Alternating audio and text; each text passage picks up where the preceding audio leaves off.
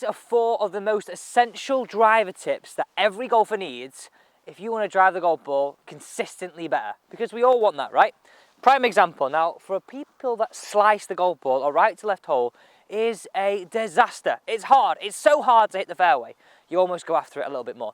So I've got 4 simple pieces of advice today that you can implement straight away, and this is what I used. You know what? I had a bad driving performance last time I went out. This is what I use. I'm answering this question from Tee Time with Richard today, all about being consistent with driver. This is how you're going to implement it. Now, I know for a lot of you, this information will be new. And even if you're an experienced golfer, right, this is what I think about as a refresher and a different viewpoint. And you might go, I never thought of it that way before. Also, Tony's asked a question here on the channel all about driver too. First things first, this is all part of tip number 1 of 4, tee height. I want you to use either a pink tee peg or gauge it to where you've got half a ball above the face. Really easy, really simple. Continuing point number 1, talk about grip. Really, really easy. I use this. Bury the club in your little finger. This gets the club riding on this angle here to where your squishy bit can be on top of the club. Now, why this is important is simply a couple of things. It allows you to get the correct hinge in the backswing, therefore power, but also it allows you to release this golf club much easier. The other bits to add to that grip, and look at this from the player cam perspective, is that I have 2.5 knuckles showing. So when I'm looking at my club, I have 2.5 knuckles showing. Dead easy. Right, let's move on to point number 2. Next up is how do you address the golf ball? Now, we don't want slow play, so I'm just going to move through this routine really easily. Now, when we're hitting a driver, we want to hit up. So first thing you're going to think about is hit up closer towards my front foot. So how I get this correct every single time, and I would show this from the player perspective again, feet, ball in the middle, right, to start with. All I'm going to do is turn the left toe out. That helps me get through the ball.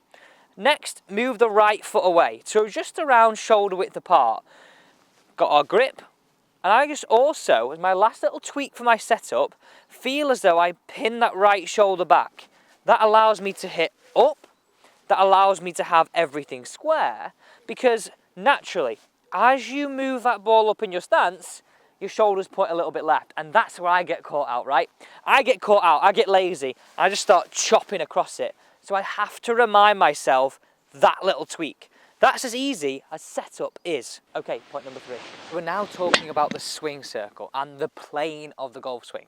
Right, nice simple objective, right? If this was a nail in the ground and I had a hammer, my plane would be just straight up and down, wouldn't it? In order to hit that every single time. And we'd do that, hopefully, and not hit our thumb. We wouldn't be taking it over here and over here and over there. We'd be straight up, straight down. Okay, another analogy, this really gets me every time. Imagine you played baseball, or if you don't play baseball, imagine the tee was that high.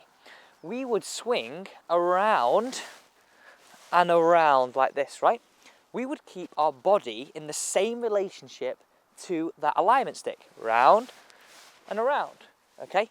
Now that is the same as what happens in the golf swing. The only difference is we are tilted over from the golf ball, and getting this concept that I want you as a driving the golf ball to keep the same relationship to the golf ball throughout.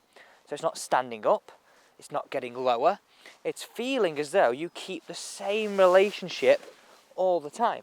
This will allow you to release the golf club, this will allow you to square up the face more often, and far less compensations coming in. So have a few practice swings, either if you prefer the baseball, that sensation, and look at my arms here, look what that's doing, and again from the player perspective, look what that's doing to my club face. I'm releasing it, really easy. Or my favourite is feet together, but getting the right tilt. That's a great measure for me, just to get the right plane of the golf swing and keep your relationship to the ball. Take that knowledge into the shot of, okay, all it is that circle, but tilted down there. Easy as that. Final tip is all about aim. There's no point having good ball position, good grip, great understanding of keeping that incline plane or swing circle around us if we can't aim right. So this is how you're going to aim, and valuable piece of advice, right? You've got to always build it from your ball to target line. So for the ease of this video, I'm going to place this alignment stick down, okay? That's where I have the intended target. Let me get that correct, Alex. That's where my intended target, where I want the ball to start, okay? Intended target, straight down the middle for ease. You then, right, get your feet, hips and shoulders and knees running parallel to that. When you stand up here and look at it from here, you'll look like you're aiming really left, but you've got parallel lines between your ball to target line and your feet line. Do not fall into the mistake aiming the shoulders down the middle, because that's just going to kick your aim line way off to the right. So nice and simple there. My favourite one of the tips there is keeping that relationship, but you can just run through all of that so quickly. Got your tee height, you get your grip, you get your stance, you get your tilt with your shoulders, don't forget that one, and you've already got your aim. You're going to find the fairway far more often, and that I know is going to give you so much more enjoyment.